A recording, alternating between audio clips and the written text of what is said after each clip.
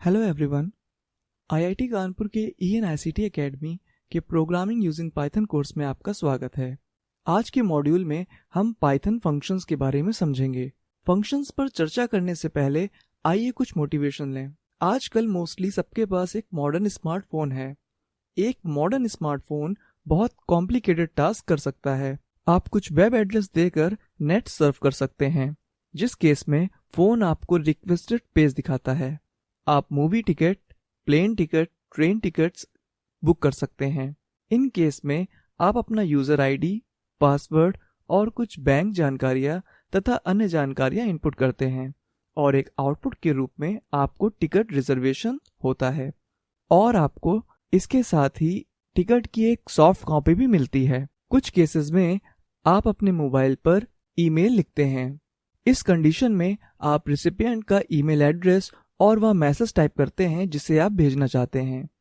इस एक्टिविटी के लिए आउटपुट कुछ भी नहीं हो सकता, क्योंकि एक एक्नॉलेजमेंट मिल सकती है या कभी कभी आपको कुछ भी नहीं मिलता। आप फोटोग्राफ ले सकते हैं, जहां आप बस अपने फोन को कुछ दृश्यों या किसी व्यक्ति को पॉइंट करते हैं और फिर बस एक बटन क्लिक करना होता है और आपको आउटपुट के रूप में एक फोटो मिल जाती है। इसी तरह आप रेसिपिएंट की जानकारी फोन नंबर प्रदान करके अपने फोन पर बात भी कर सकते हैं और सिग्नल होने पर कुछ बातचीत कर सकते हैं। एक स्मार्टफोन में बहुत सारे काम किए जा सकते हैं, रिलेटेड टास्क और साथ ही अनरिलेटेड टास्क भी। एक बड़ी प्रोग्रामिंग प्रोजेक्ट में इन बहुत से कार्यों से निपटने का एक नया तरीका है डिवाइड एंड कॉन्कर की कॉन्सेप्ट का यूज करना। सब कुछ एक साथ हल करने के बजाय इस मामले में आप कई वेल डिफाइंड सब टास्क बनाते हैं और हर टास्क पे आप इंडिपेंडेंटली वर्क करने के लिए एक टीम डालते हैं। भले ही आप एक व्यक्ति की टीम हो, आप भी इंडिपेंडेंटली इन टास्क पर काम कर सकते हैं। आप एक और किसी फीचर को डेवलप कर सकते हैं, जबकि आप किसी दूसरे फीचर को इनहेंस कर सकते हैं और कुछ तीसरे टास्क को डिबग कर सकते हैं। डिवाइड एंड कॉन्कर का उपयोग करने का मेजर बेनिफिट यह है कि आप टास्क का रीयूज कर सकते हैं। एग्जाम्पल के लिए, मोबाइल फोन में ईमेल और चैटिंग एप्लीकेशन किसी भी स्पेलिंग की गलतियों के बारे में आपको बताने के लिए बैकग्राउंड में एक स्पेल चेकर का यूज कर सकता है। इसी तरह फोन ऐप, SMS ऐप और हो सकता है कि व्हाट्सएप जैसी कुछ अन्य चीजों जो कि एक ही डायलर शेयर कर सकती हैं।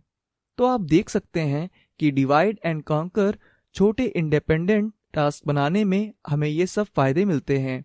यदि आपके पास वर्कफोर्स है तो आप इन टास्क को पैरेलल एग्जीक्यूट कर सकते हैं और साथ ही आप बहुत सारे टास्क का रीयूज कर सकते हैं ताकि आपको चीजों को स्क्रैच से स्टार्ट नहीं करना पड़े। पाइथन जैसी हाई लेवल लैंग्वेज में इस सुविधा को फंक्शन फैसिलिटेट करते हैं। फंक्शंस क्या हैं? एक फंक्शन एक प्रोग्राम की एक इंडिपेंडेंट सेल्फ कंटेन्ड यूनिट होती है जो एक अच्छी तरह से डिफाइंड टास्क करती है। एक फंक्शन में पहचान के लिए एक नाम होता है। इसमें आर्गुमेंट्स भी होते हैं, इसलिए जब भी आप फंक्शन के बारे में बात कर रहे हों तो आप बाहरी दुनिया से कुछ इंफॉर्मेशन पास करना चाहते हैं। बाकी के प्रोग्राम के प्रोसेस करने के लिए फंक्शन में एक बॉडी होती है जो आर्गुमेंट को प्रोसेस करती है और कोई यूजफुल काम करने के लिए मोस्टली टास्क में बाहरी दुनिया में प्रोसेसिंग के रिजल्ट को कम्युनिकेट करने के लिए रिटर्न वैल्यू भी देती है। इन कुछ मामलों में रिटर्न वैल्यू की जरूरत नहीं होती। तो यहाँ एक प्रोग्रामिंग लैंग्वेज मोटिवेशन है कि हमें फंक्शंस की जरूरत क्यों है। तो याद रखें कि हमने पहले 3 नंबर्स में से मिनिमम को खोजने के लिए एक प्रोग्राम लिखा था। यहाँ उससे एक बहुत ही मिलता जुलता प्रोग्राम है जो 3 नंबर्स में मैक्सिमम पता लगाने के लिए यूज किया जाएगा।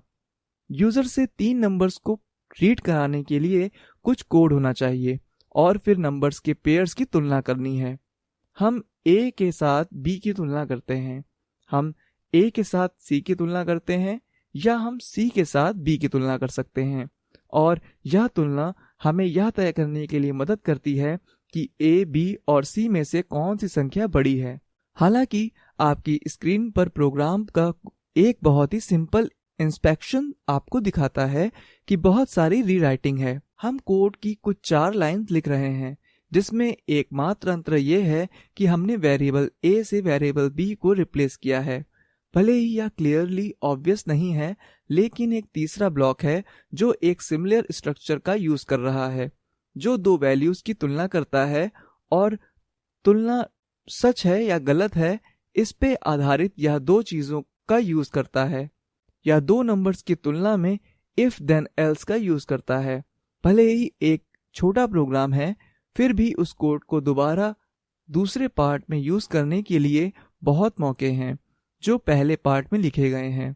मान लेते हैं कि हमारे पास मैक्स एक फंक्शन है जो हमें हमारी दी हुई वैल्यूज का मैक्सिमम देता है। हम इस प्रोग्राम को बहुत कॉम्पैक्ट तरीके से लिख सकते हैं। यदि आपको 6 या 7 संख्याएं मिलती हैं तो करंटली जो प्रोग्राम आपको दिखाया गया है वह काम नहीं करेगा। आपको 6 या 7 संख्याओं के लिए यही काम करने के लिए ढेर सारा कोड लिखने की जरूरत होगी। दूसरी ओर यदि हम मैक्स फंक्शन का यूज करते हैं तो हम उस पार्ट को इग्नोर कर सकते हैं जो मैक्स को डिफाइन करता है, लेकिन मैक्स का यूज करने वाले पार्ट को भी देख सकते हैं।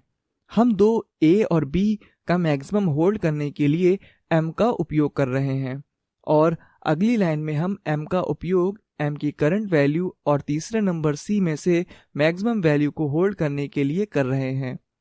इसके बाद m में जो वैल्यू है वो a, b और c का मैक्सिमम है। इसे वेरीफाई करना बहुत ही आसान है।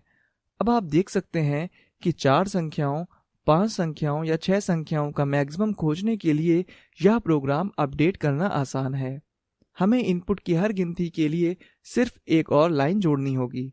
यदि 3 संख्याएं हैं तो हमारे पास 2 लाइन होंगी, 4 संख्याएं कोड की होंगी तो 3 लाइन होंगी। इसी तरह 6 लाइन्स में कोड की संख्याएं 5 होगी। तो इस तरह से कोड की बड़ी संख्याओं में इनपुट को हैंडल करने के लिए आसानी से इसे अपडेट किया जा सकता है। गलतियां करने की संभावनाएं बहुत ही कम होंगी। भले ही यह एक बहुत ही छोटा सा एग्जाम्पल हो, रियल लाइफ में आप ऐसे बहुत से सिनेरियोज देख सकते हैं जहां पर आप इसे एक सिंपल फंक्शंस में कन्वर्ट करके बड़ी मात्रा में कोड का रीयूज कर सकते हैं। हम फंक्शन का उपयोग करना चाहते हैं। फंक्शन हमें कॉम्प्लेक्स प्रॉब्लम को छोटी प्रॉब्लम्स में तोड़ने और उन्हें इंडिपेंडेंटली सॉल्व करने की अनुमति देता है। हम हर सब टास्क को एक फंक्शन के रूप में अलग से हल कर सकते हैं और फिर उन्हें एक बड़े टास्क से जोड़ सकते हैं। मॉड्यूलर प्रोग्रामिंग के लिए पाइथन में फंक्शन मेन टूल्स में से एक है। वे आपको अपने कोड को बेहतर तरीके से ऑर्गेनाइज करने में हेल्प करता है। बाद में हम देखेंगे कि पाइथन मॉड्यूलर प्रोग्रामिंग के लिए क्लासेस और मॉड्यूल्स को सपोर्ट करता है। फंक्शन हमें इम्प्लीमेंटेशन डिटेल्स छिपाने के लिए अनुमति देता है। इसलिए पहले के प्रोग्राम में जब हम जानते हैं कि मैक्स फंक्शन 2 संख्याओं के मैक्सिमम फाइंड करने के लिए यूज किया गया है, यह जानना जरूरी नहीं है कि यह असल में कंप्यूटर में होता कैसे है। इसी तरह यदि आपके पास साइन ऑफ एक्स जैसे फंक्शंस हैं तो हम केवल x के साइन की वैल्यू को इंटरेस्ट में रखते हैं। हमें यह जानने में कोई दिलचस्पी नहीं होगी कि साइन का वैल्यू कैसे निकाली गई है। एक और अच्छा एग्जाम्पल रेंज फंक्शंस है, जिसे हमने फॉर लूप के कॉन्टेक्स्ट में देखा है। रेंज फंक्शन वैल्यूज का एक सीक्वेंस जनरेट करता है। हम केवल इन रिजल्ट्स में दिलचस्पी रखते हैं जो कि सीक्वेंस में हैं, और यह जानना जरूरी नहीं है कि यह सीक्वेंस इंटरनली कैसे जनरेट होता है। आने वाले अगले कुछ लेक्चर्स में हम डिटेल्स में फंक्शंस के बारे में चर्चा करेंगे। तो इस लेक्चर के लिए बस इतना ही। Thank you.